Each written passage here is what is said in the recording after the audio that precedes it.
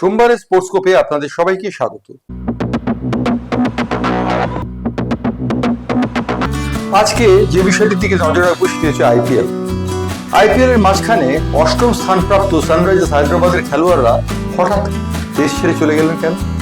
কাব্বা মারান তিনি এই সিদ্ধান্ত নিয়েছেন দেশ ছেড়ে তার দলের খেলোয়াড়দের চলে যাওয়ার পিছনে। আসলে ঘটনাটি হলো সানরাইজার্স হায়দ্রাবাদের ছেলেদের অর্থাৎ ক্রিকেটারদের তিনি একটি মিনি ব্রেক দিয়েছেন। সেই মিনি ব্রেকটা তিনি এই সমস্ত খেলোয়াড়দের পাঠিয়েছেন মালদ্বীপে। খেলোয়াড়রা সকলেই মালদ্বীপে গেছেন টুরিস্টের মতো এবং প্যাট কামিন্সের নেতৃত্বে সমস্ত খেলোয়াড়রাই মালদ্বীপে অবকাশ যাপন করছেন।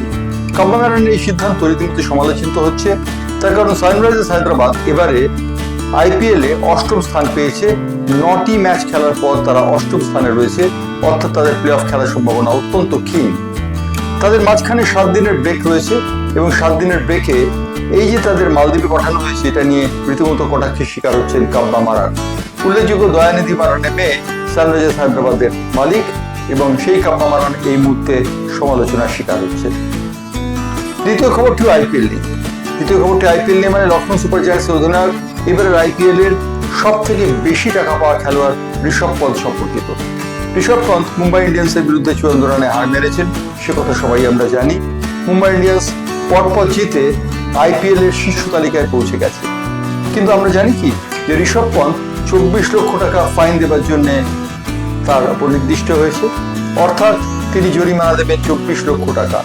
মুম্বাই ইন্ডিয়ানের বিরুদ্ধে স্লো ওভাররেট করার জন্য তার এই জরিমানা থাকতে হয়েছে। ঋষভ পন্থ জরিমানা দেবেন 24 লক্ষ টাকা। উল্লেখযোগ্য এর আগে ঋষভ পন্থ একটি ম্যাচে স্লো ওভাররেটের জন্য 12 লক্ষ টাকা জরিমানা দিয়েছিলেন। তিনি জরিমানা দিচ্ছেন আবার সেই 24 লক্ষ টাকা, অর্থাৎ ঋষভ পন্থের প্রাপ্য টাকা থেকেই টাকা কেটে নেওয়া হবে। অবশ্য তিনি যে টাকা পেয়েছেন সেই টাকার তুলনায় এই টাকা অত্যন্ত নগণ্য, কারণ 27 কোটি টাকা তিনি এবারে লখনৌ সুপার জায়ান্টসে সাইন করেছেন। এবারে তৃতীয় যে খবরটিতে যাবো সেটিও আইপিএল সম্পর্কিত খবর। সেটি হচ্ছে রয়্যাল চ্যালেঞ্জার্স ব্যাঙ্গালোরের বিরুদ্ধে অক্ষর প্যাটেলের একটি ভুলের জন্য কি দিল্লি ক্যাপিটালসকে হার মানতে হলো। অক্ষর প্যাটেলের ভুলের জন্য এই কারণে বলা হচ্ছে যে অক্ষর প্যাটেল দলের অধিনায়ক, তিনি বিরাট কোহলির একটি সিদ্ধান্তের বিরুদ্ধে কেন চতুর্থ আম্পায়ারের সিদ্ধান্ত নেবার জন্য গেলেন না সেই নিয়ে প্রশ্ন উঠছে।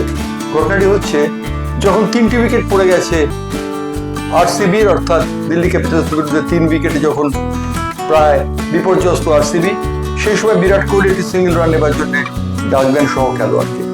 কুলদীপ যাদব তিনি ফিল্ড করছিলেন, তিনি ফিল্ড করার সময় বলটি ছুঁড়ে দেন, উইকেট ভেঙে যেতে পারত কেএল রাহুলের দিকে, কিন্তু বিরাট কোহলি মাঝপথে বলটিকে থামিয়ে বলটিকে ধরে নেন এবং বলটিকে ধরে নিয়ে তিনি কুলদীপ যাদব নয় সেই বোলার দীপদীপ নিগমকে আবার পাঠিয়ে দেন বলটি, অর্থাৎ তিনি কিন্তু অবস্ট্রাক্ট করেছেন ফিল্ডিংয়ে। কিন্তু অক্ষর প্যাটেল এই ঘটনাটি নিয়ে কোনো মতেই টিভি আম্পায়ারের কাছে যাননি বলে সন্দেহ উঠেছে যে তিনি কেন গেলেন না টিভি আম্পায়ারের কাছে। টিভি আম্পায়ারের কাছে যদি যেতেন তাহলে বিরাট কোহলি আউট নির্ধারিত হতেন এবং বিরাট কোহলি এই ম্যাচে 50-এর বেশি রান করে দিল্লি ক্যাপিটালসকে বিপক্ষের মধ্যে ফেলে দিয়েছেন আরসিবির হয়ে। এবং আরসিবির জয়ের মূলে যে বিরাট কোহলির অবদান রয়েছে কুণাল পান্ডিয়া ছাড়াও এবং টিম ডেভিড ছাড়াও তা বলে দেওয়ার অপেক্ষা রাখে না। অর্থাৎ বিরাট কোহলি যদি প্রথমবারই এই সিদ্ধান্তের শিকার হতেন, অর্থাৎ অক্ষর প্যাটেল যদি টিভি আম্পায়ারের দিকে নির্দিষ্ট করে আবেদন জানাতেন যে বিরাট কোহলি হাত দিয়ে বল ধরেছেন, বল আশ্রয় করেছেন, তাহলে হয়তো এই ম্যাচে দিল্লি ক্যাপিটালসকে হারতে হতো না। এটি ছিল স্পোর্টস্কোপের আজকে খবর। আরেকটি খবর রয়েছে, সেটি হচ্ছে সচিন তেন্ডুলকার সম্পর্কিত। সচিন তেন্ডুলকার তার 52 বছরের জন্মদিনের পর রীতিমতো আলোচিত বিষয় ক্রিকেট মহলে এবং সর্বত্রই। সচিন তেন্ডুলকারের শাশুড়ি তিনি কিন্তু চাননি যে অঞ্জলি সচিন তেন্ডুলকারকে বিয়ে করুন। তিনি চেয়েছিলেন অঞ্জলি একজন লম্বা সুদর্শনকে বিয়ে করুন, কিন্তু বাস্তবে কি হয়েছে তা আপনারা সকলেই জানেন। মেডিকেল ছাত্রী অঞ্জলি সচিনের প্রেমে পড়েন এবং সচিনের প্রেমে পড়ার পর তিনি সচিনকেই বিয়ে করেন। একটি ট্যুরে ভারতীয় দল যখন ফিরছিল তখন বিমানবন্দরে অঞ্জলি এবং সচিনের দেখা হয়। অঞ্জলি তখন সচিনকে চিনতেন না, কিন্তু তারপরে তিনি যখন সচিনকে চিনলেন তিনি বুঝতে পারলেন যে তার ভবিতব্য নির্ধারিত হয়েছে এখানে। কিন্তু সচিনের শাশুড়ি কোনো মতেই চাননি যে অঞ্জলি সচিনকে বিয়ে করবেন।